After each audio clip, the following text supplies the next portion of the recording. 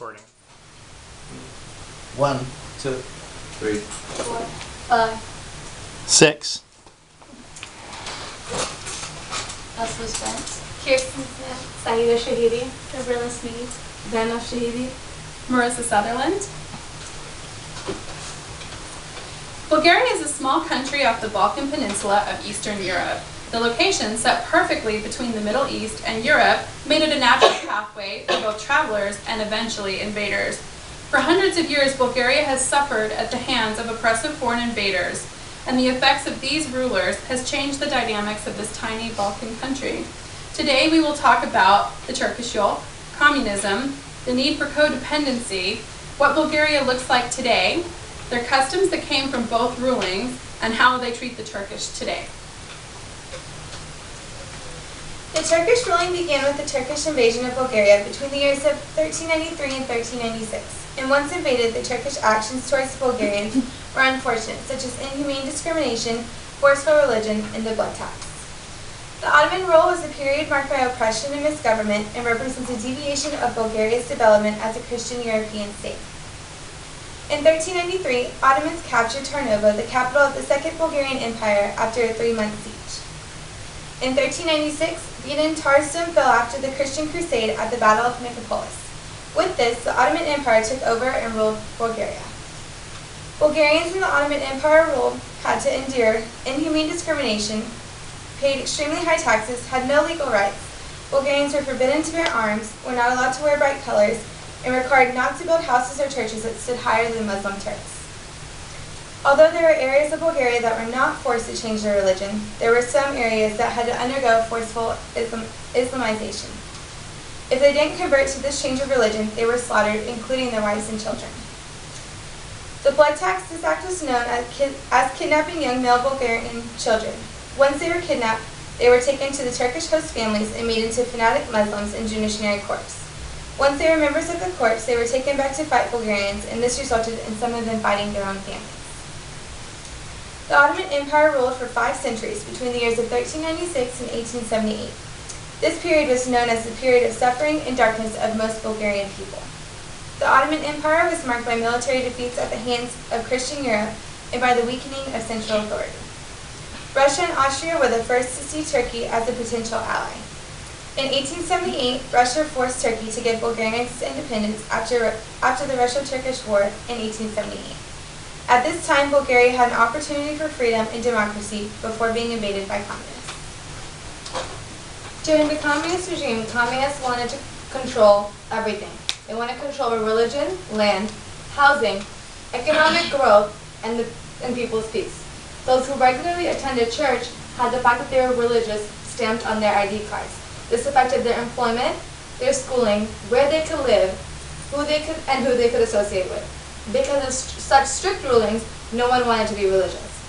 As well as 5 days after Christmas, Grandfather Cole would come to their houses and leave gifts under the tree. They wanted to change it so that kids believed in Grandfather Cole more than Christmas and the meanings behind the day of Christmas. Communists decided that everyone should work the land, so they gave every citizen 1,000 square meters of land to farm on. You could farm on it, but you could not build. Those who were not poor and could get to the land decided that they would still build on it, later it being torn down by local officials. After a while, they passed a second law, taking back all the land. Those who obeyed the law had to give everything up. Those who had broken the previous law and built on the land got to keep it. Bulgarians woke up with fear in their minds daily. They had the fear of the death of their mother, the leaky pipes in the bathroom that were nearly impossible to find the plumber, the random but frequent electricity cuts, and the vague inspection at work that could possibly make them lose their job. They would also try to make some extra money by using the bathroom as a mushroom farm, and they were afraid of being caught. They also were afraid of all these undiagnosed medical conditions that they had, which they had to use home remedies for. During communism, there was a lot of setbacks in the economy. They had to fill cumbersome containers in order to flush the toilet and wash their dishes.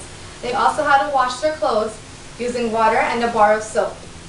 which they had not done, which in other areas of the world, they were using machines by now. Since the fall of communism, Bulgarians have struggled to find and maintain the independent identity. Bulgaria has struggled to find their own identity and often seeks to be mutually dependent. Bulgaria was willing to join any form of government or organization to help them better their economy. Bulgaria was very poor and lacked resources to help them the transaction to become independent. They seemed to agree to join anything that came their way if it seemed like it will improve their country's success. They seemed to have trouble with their neighboring countries, Romania, Serbia, Macedonia, Greece, and Turkey, which led them to an alliance with Germany during both World Wars. Following World War II, a socialist government was instituted under the Soviet tutelage. While it was very appealing, it was almost impossible. Since they were under the Soviet tutelage, that led them to take on a Soviet model for economic development, which was great to get their economy up. On November 1989, the communist leader, Todor Savok, participated in a reform process to dismantle the state of socialism. But later, in 1990 and 1991, they established a more democratic form of government, which regulates a representative elected president, a prime minister, and a cabinet. That's when they adopted this flag, which represented independence in their country. White meaning peace, green meaning hope, and red meaning strength. Bulgaria strived for codependence with the European Union, which seemed like it was such a long way to come true. But as of January 1st, 2007, Bulgaria joined the EU, which was 17 years after the fall of communism. Even though that country is still one of the poorest countries that EU has, EU stated that anyone who wanted to work should work. Bulgarian President Georgi Parnov said, "But let's make it clear, our future success as a nation depends not on European funds and resources, but on its own work." Before that, they were a codependent country only wanting to join the EU. After the fall of communism in 1991, Bulgaria was established to be a parliamentary democracy with a system of checks and balances between the executive branch, legislative, and judicial branch. The executive branch consists of a president whose term was for 5 years and won re-election. The president's main duties are to schedule elections, represent Bulgaria abroad, conclude international treaties, and head the Consultative Council for National Security. The executive branch also consists of the Council of Ministries that is ran by the Prime Minister. The Prime Minister is responsible for carrying out state policy, managing the state budget, and maintaining law and order. The legislative branch is a national assembly that consists of 240 deputies that are elected by popular vote every 4 years. Parliament is responsible for enactment of laws, approval of budget, scheduling presidential elections, selection and dismissal of prime minister and other ministers, declaration of war, deployment of troops outside of Bulgaria, and ratification of international treaties and agreements. The judicial branch consists of regional courts, district courts, appeal courts, Supreme Courts of Cassation, Supreme Administrative Court, and a system of military courts. The Supreme Judicial Council has the charge of self-administration and organization of the judiciary. The National Assembly has formative powers over the other two branches, but after their formation they are independent. The current office holder in 2012 for president is Rosen Plahotniuc, who has been president since January 22, 2012. For the prime minister, it is Boyko Borisov, who has been prime minister since July 27, 2009. From the Turkish yoke to the communism to struggling to be an independent democracy, all have shaped the culture in Bulgaria.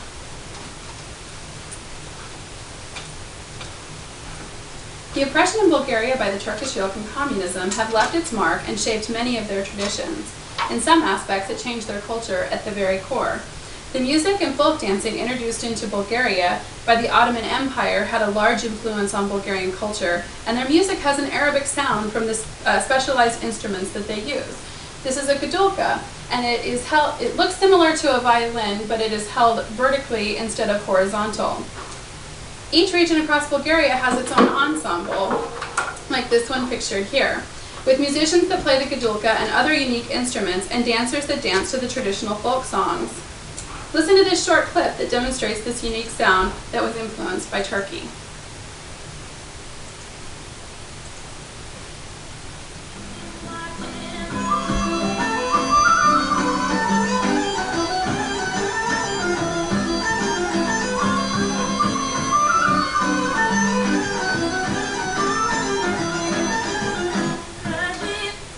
Another mark that was left on Bulgaria is how communism has changed their housing structure and the way that people live.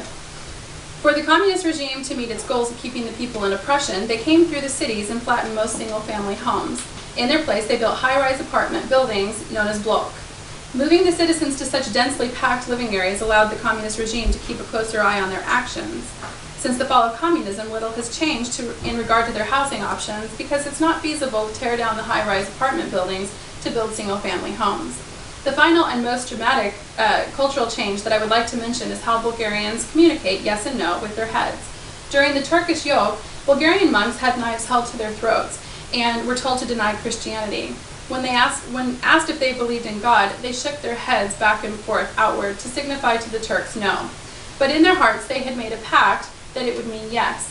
This practice is still commonly used today throughout Bulgaria, where shaking your head this way means yes, and shaking it up and down means no.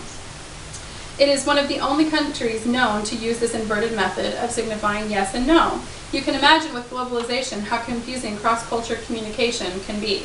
The severe oppression by the Turkish yoke and communism left an indelible impression upon Bulgarians, especially in their attitude towards modern-day Turks. Oppression of the ethnic Turks in Bulgaria today stems from a communist power struggle and a continued attempt to politicize a minority ethnic identity. The Turkish have since suffered a harsh and cruel form of domination with an attack on their culture, religion, and beliefs. To understand why the Turkish are shown the long history between the people of both Turkey and Bulgaria is important. When Bulgaria won the Ottoman-Russian War, the situation for the Turks changed drastically. Funds were withheld from Turkish schools, Turkish participation in political life was reduced, and they were forced to speak Bulgarian. Their religious practices and places of worship were greatly reduced in their numbers. After 1934, Turkish political parties and organizations were banned, and the mass movement of Turkish immigrants out of Bulgaria began, as you can see here in this picture. The Bulgarian state attempted to integrate the Turkish minority into a proletariat brotherhood through Bulgarian-Turkish communist education. Bulgarian state provided numerous cultural institutions for Turks, and their women were de-veiled and were provided classes to teach them to overcome their religious fanaticism. Today, the Turkish are considered to be the modern-day gypsies of Bulgaria and are still regarded as the former enemies of their own homeland. As seen in this picture, the Turks were kept in groups and watched like unruly animals. They were given low-paying jobs when the government failed them, and they had no promise of an income. This is where the Turkish began to inherit the gypsy lifestyle, and this included a life of crime, pickpocketing, stealing, and breaking and entering. The kids had to stay out of the school system to earn money for the family. Since the early 1970s, the communist government has consistently cracked down on the Turkish minority. The removal of their customs began with teaching Turkish being banned, letters to Turk with Islamic names being returned as unknown, and phone calls were even interrupted with warnings not to speak in Turkish. Fines were imposed for speaking Turkish in public, male circumcision was banned, and police with dogs would often open fire at peaceful Turkish demonstrations.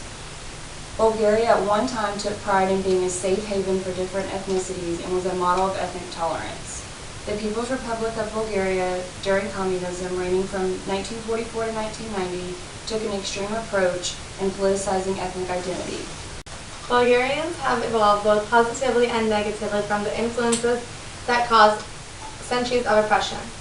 The Turkish yoke, the communist regime, and the customs that came from both rulings helped shape Bulgaria today, the strive for codependence, and the treating of the Turkish today.